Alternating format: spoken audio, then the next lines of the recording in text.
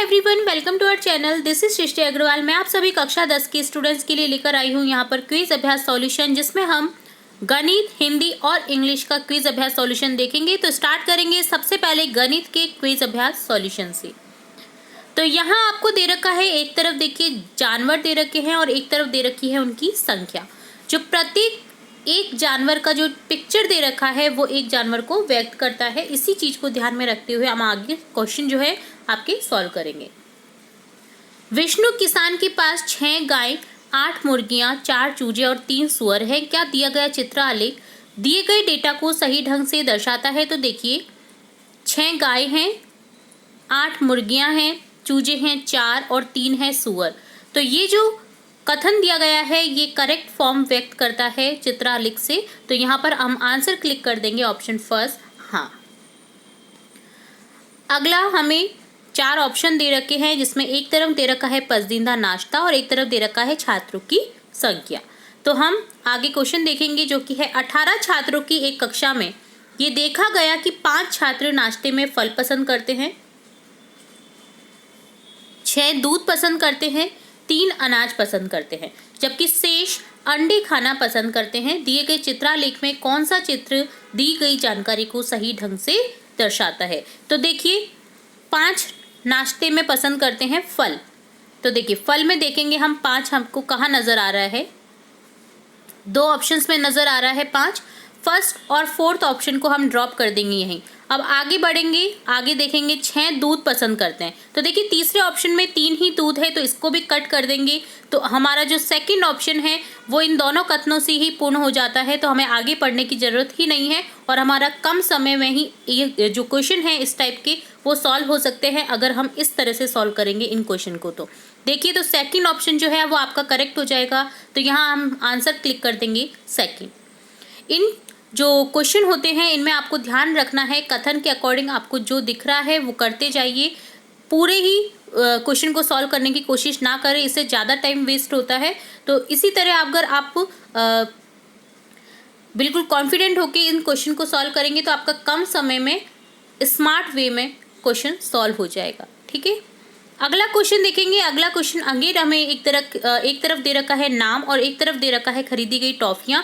प्रत्येक जो चित्र है टॉफी का एक टॉफी को व्यक्त करता है। तो इसी को ध्यान में रखते हुए आगे क्वेश्चन पूछा गया है। सुरजीत, जय, फरमान और निधि कुछ कैंडी खरीदने गए। सुरजीत, जय, फरमान और निधि कुछ कैंडी खरीदने गए। यदि वे सभी कुल 17 टॉफियां खरीदते हैं और सुरजीत, जय, फरमान क्रमशः 2, 5, 4 टॉफियां खरीदते हैं, तो कौन सा चित्रालेख उन चारों के पास टॉफियों की सही संख्या को दर्शाता है? सुरजीत के पास 2 टॉफी है, तो ध्यान से देखिए चारों ही ऑप्शन में सुरजीत को।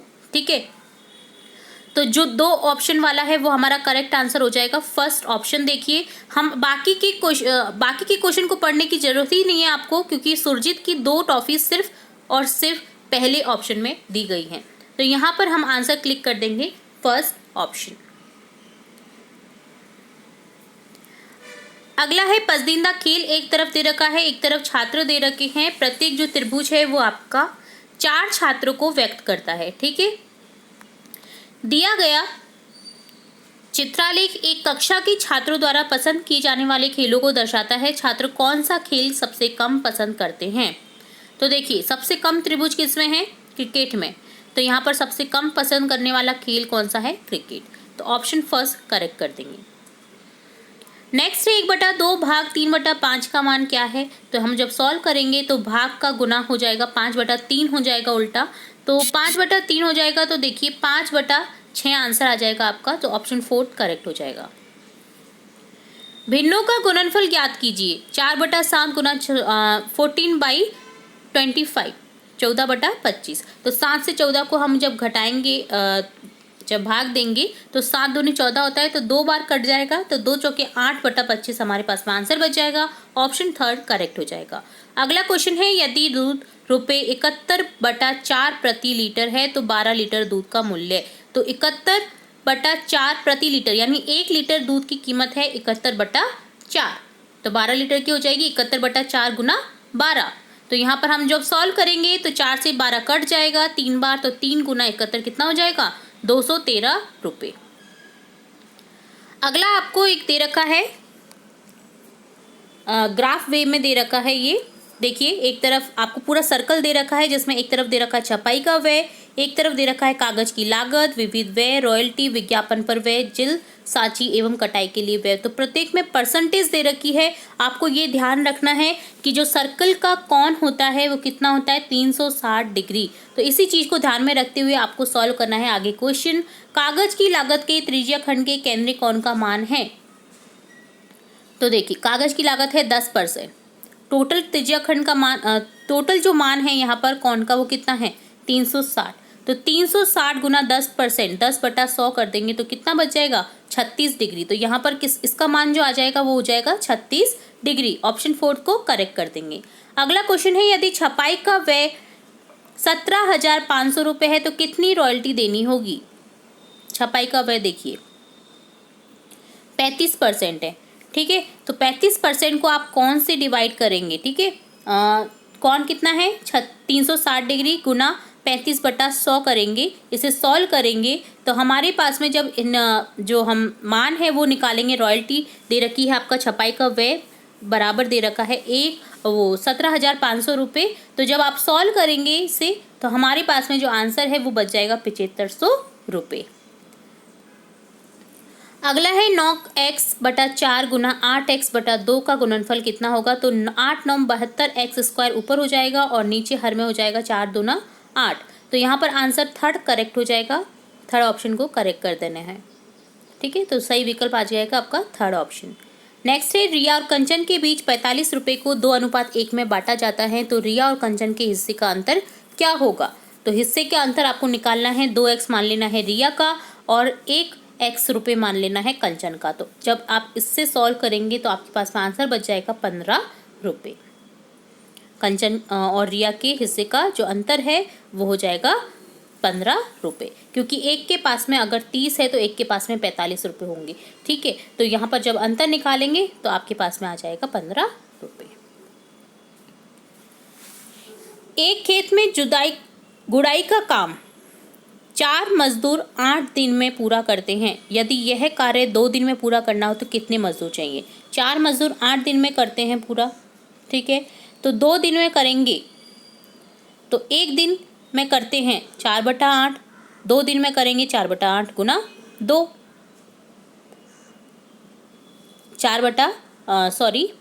तो हम जब इसे सॉल्व करेंगे तो टोटल जो मजदूर है वो जाएंगे 16 मजदूर, ठीक है। तो 2 दिन में अगर पूरा कराना है तो हमें 16 मजदूर लगाने होंगे, क्योंकि 4 मजदूर करते हैं 8 दिन में तो 1 मजदूर करेगा 2 दिन में। तो यहाँ पर 2 दिन में 16 दिन में, 1 मजदूर करेगा 16 दिन में। तो फिर अपोजिट कर देंगे, 2 दिन में हमें चाहिए 16 मजदूर।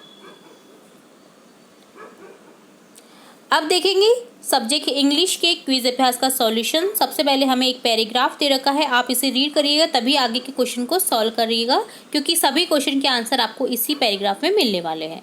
तो मैं आपको आंसर बताते जा रही हूँ, आपको पूरा पैराग्राफ रीड करना है, देन आंसर देखने हैं।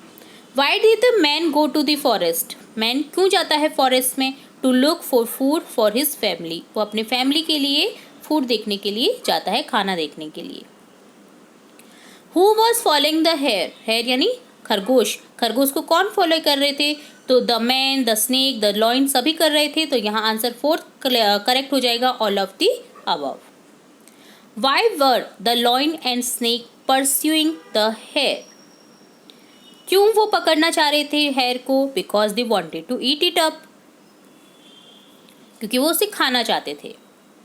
How did the old tree fall down. Answer हो जाएगा because the hole near the tree was disturbed. Next again हम एक पैराग्राफ दे रखा है, पैराग्राफ से आप समझ गए होंगे आउल बर्ड के बारे में बताया गया है। तो यहाँ पर पूरे पैराग्राफ को आपको रीड करना है, देन क्वेश्चन सॉल्व करने हैं। क्वेश्चन है, there are 2 type of owls, 1 owl and 2 owl. तो कौन कौन से आउल हैं। Typical owl and barn owl. Owls are mostly nocturnal. तो यहाँ पर व्हाट डज दिस मीन, इसका मीन क्या है। नॉक्चुमल का मतलब क्या है। तो इसका मीन है, it means that they are awake at night. Night में जगते हैं क्योंकि उल्लू। तो यहाँ पर आंसर सेकंड करेक्ट हो जाएगा। नेक्स्ट है why are owl called predators, answer हो जाएगा because they hunt food that they eat. What do owls eat, mice, insects, fish, सभी चीजें खाते हैं, तो ऑल ऑफ दीज को हम करेक्ट कर देंगे, ऑप्शन 4 करेक्ट हो जाएगा। नेक्स्ट है what helps owls in hunting, तो आंसर लिखेंगे, तीनों ही ऑप्शन करेक्ट हो जाएगा। Their soft fluffy feathers, their good sense of hearing, their sharp hooked beaks and claws, तो ऑप्शन 4 को करेक्ट कर देंगे, ऑल ऑफ दीज। नेक्स्ट है fill in the blank, owls eyes are unusual because both eyes face front, आगे की तरफ रहती हैं आइज, फ्रंट में रहती हैं आइज, अंदर की तरफ झुकी हुई नहीं रहती, इसलिए उनकी जो आउल की आइज है वो अनयूजुअल सी दिखती हैं, तो ऑप्शन 4 को करेक्ट कर देंगे। नेक्स्ट है स्टेट ट्रू और false, owls are not far sighted, no ये फॉल्स है क्योंकि आउल्स जो होते हैं वो फार साइटेड होते हैं, तो यहाँ ऑप्शन सेकंड को करेक्ट कर देंगे, फॉल्स, ये कथन गलत है। The owls have soft fluffy feathers, the words soft and fluffy feathers fluffy are, तो ये क्या है, ये फेदर की विशेषता बता रहे हैं। देखिए फेदर, उसके पंख कैसे होते हैं, सॉफ्ट और फ्लफी, तो यहाँ पर जो विशेषता बताने वाले शब्द होते हैं वो कहलाते हैं विशेषण, जिन्हें इंग्लिश में बोला जाता है एडजेक्टिव्स, तो यहाँ ऑप्शन जो है आपका सेकंड ऑप्शन करेक्ट हो जाएगा, एडजेक्टिव्स। नेक्स्ट है सब्जेक्ट हिंदी के क्विज अभ्यास का सॉल्यूशन हम देखेंगे, जिसमें आपको स्टार्टिंग में एक पैराग्राफ दे रखा है, आप इसे पूरा रीड करिए, देन हम आंसर सॉल्व करेंगे। मैं आपको इस गद्यांश के सभी क्वेश्चन के आंसर बताते हुए जा रही हूँ, आपको पहले क्या करना है, इस पैराग्राफ को पढ़ना है, तब आंसर देखने हैं, ठीक है। गद्यांश के अनुसार मनुष्य अधर्म के कारण होने वाले अनर्थ को कैसे समझने लगा है, तो आंसर हो जाएगा अपनी शुभ बुद्धि से। अगला क्वेश्चन है गद्यांश के अनुसार विज्ञान की प्रगति और संचार के साधनों की वृद्धि का परिणाम क्या हुआ है, तो आंसर लिख देंगे देशों के बीच की दूरियां कम हुई है। गद्यांश के अनुसार देश में आज भी कौन सी समस्या है, तो आंसर लिखेंगे सेकंड ऑप्शन वर्णभेद की। अगला क्वेश्चन है गद्यांश के अनुसार किस कारण से देश में मानव के बीच घृणा, ईर्ष्या, वैमनस्यता और कटुता में कमी नहीं आई है, तो यहाँ लिखेंगे वर्णभेद के कारण। नेक्स्ट अगला हमें पैराग्राफ दे रखा है, जो विद्यार्थियों की कुसंगति से जो बुराइयां होती हैं वो दे रखी हैं, तो इससे रिलेटेड क्वेश्चन है। आपको पहले पूरा पैराग्राफ अच्छे से रीड करना है, देन क्वेश्चन सॉल्व करना है। मैं आपको आंसर बताते हुए जा रही हूँ। विद्यार्थियों में बुराइयों का क्या कारण है, तो आंसर लिखेंगे कुसंगति। यदि विद्यार्थी का कुसंगति वाला फ्रेंड रहेगा तो वो हमेशा बुरे मार्ग पर ही चलना सीखेगा, बुरी आदतें ही सीखेगा, इसलिए हमें कुसंगति से बचना चाहिए। जो स्टूडेंट्स पढ़ाई नहीं करते हैं या फिर जो स्टूडेंट्स मज़े करने के लिए स्कूल आते हैं या फिर जिनकी कुसंगति यानी बुरी संगति होती है या बुरा व्यवहार होता है, उनसे आपको दूर रहना चाहिए और उनसे दूरी बनाकर रखनी चाहिए, क्योंकि अगर आप कुसंगति के प्रभाव में एक बार पड़ गए तो आपको हैबिट पड़ जाएगी और आप उससे बाहर नहीं निकल पाएंगे। तो अगर आपको अपने जीवन में लक्ष्य अच्छा हासिल करना है, अपने जीवन को सफल बनाना है और अच्छे से रहना है आपको जीवन में, तो आपको कुसंगति से दूर रहना चाहिए। कुसंगति से किन गुणों का नाश होता है, मर्यादा और सात्विकता का। ठीक है, किसी स्टूडेंट्स ने कहा कि धूम्रपान करो, तो एक स्टूडेंट कहता है मना, पर वो बार बार में अगर उससे अपोलोजाइज करता है कि नहीं नहीं पी लो, नहीं नहीं पी लो, तो उससे क्या होता है, वो पीने लग जाता है, उसकी क्या है पड़ जाती है, फिर हैबिट पड़ जाती है और वो उस मार्ग पर चलने लग जाता है। तो आपको ऐसे स्टूडेंट से दूर रहना चाहिए, और अगर जो ऐसे स्टूडेंट्स हैं कुसंगति वाले, उन्हें भी अपनी बुरी आदतों को छोड़ देना चाहिए। अगला क्वेश्चन है धूम्रपान शब्द का अर्थ लिखिए। तो अर्थ क्या होता है धूम्रपान शब्द का, तंबाकू का सेवन करना। ठीक है, तो धूम्रपान कभी भी नहीं करना चाहिए, हमें इसकी हानि आगे अपने जीवन में देखने को मिल सकती है, मिल जाती है कई लोगों को, क्योंकि धूम्रपान से आपके फेफड़ों में कैंसर होने की संभावना रहती है, आपकी बॉडी उसको झेल नहीं पाती है, आगे आपको बहुत सारी प्रॉब्लम्स इससे हो जाती हैं। तो आपको धूम्रपान से दूर रहना चाहिए, आपको तंबाकू का सेवन, आपको बीड़ी सिगरेट का यूज़ नहीं करना चाहिए, आपको गुटखा तंबाकू भी नहीं खाने चाहिए, बिल्कुल भी नहीं खाने चाहिए। अगर जो खा रहा है उन्हें भी रोक देना चाहिए। ठीक है, नेक्स्ट क्वेश्चन है, इस गद्यांश का सार संक्षेपण कीजिए। तो यहाँ इस गद्यांश का सार संक्षेपण में हमें मिलता है, कुसंगति से मर्यादा और सात्विक वृत्तियों का नाश हो जाता है। तो ऑप्शन 4 जो फर्स्ट है वो आपका करेक्ट हो जाएगा। नेक्स्ट हमें एक पैराग्राफ दे रखा है जो कि वायुमंडल का दूषित होना प्रदूषण कहलाता है, प्रदूषण से रिलेट है। ठीक है, तो आप इस पूरे पैराग्राफ को अच्छे से रीड करिए। मैं आपको क्वेश्चन बता रही हूँ जिनके आंसर भी हम देखेंगे। आज मानव जाति को कौन सी समस्या भयभीत कर रही है? प्रदूषण की समस्या। ऑप्शन सेकंड करेक्ट हो जाएगा। अगला क्वेश्चन है, हर देश इस समस्या के लिए क्या कर रहा है? समाधान के उपाय ढूंढ रहा है। हर देश क्या कर रहा है? समाधान के उपाय ढूंढ रहा है कि कैसे प्रदूषण से बचा जाए। इस समस्या के दुष्परिणाम के बारे में असत्य कथन कौन सा है? तो असत्य कथन है प्राकृतिक आपदाएं बढ़ जाएंगी। तो ये गलत हो जाएगा। ऑप्शन सेकंड, प्राकृतिक आपदा को इससे कोई लेना देना नहीं होता है। दुष्परिणाम होंगे, पृथ्वी प्राणियों के रहने योग्य नहीं रहेगी, वनस्पति को बहुत क्षति पहुंचेगी और पृथ्वी की सुंदरता नष्ट हो जाएगी। ये सही कथन है। प्राकृतिक आपदाएं पर हमारा जोर नहीं है, वो बढ़ सकती हैं, घट सकती हैं, वो उनके ऊपर डिपेंड करता है। ठीक है, नेक्स्ट है, उपयुक्त गद्यांश का शीर्षक हो सकता है। तो यहाँ प्रदूषण से रिलेट है, तो हम गद्यांश का शीर्षक देंगे प्रदूषण एक विकट समस्या। इस तरह से डन होता है आपकी हिंदी, इंग्लिश, गणित के क्विज अभ्यास का सॉल्यूशन। उम्मीद है सभी क्वेश्चन आपको अच्छे से समझ आए होंगे।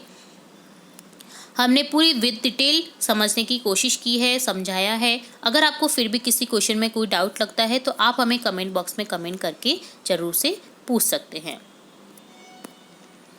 तो यहाँ डन होता है आपका ये क्विज अभ्यास सॉल्यूशन। इसी तरह हम आपकी कक्षा से रिलेट और भी इम्पोर्टेंट वीडियोस और भी इम्पोर्टेंट जानकारियाँ देखते रहते हैं, लाते रहते हैं। तो जुड़े रहिए हमारे चैनल के साथ। वीडियो को पूरा देखने के लिए धन्यवाद।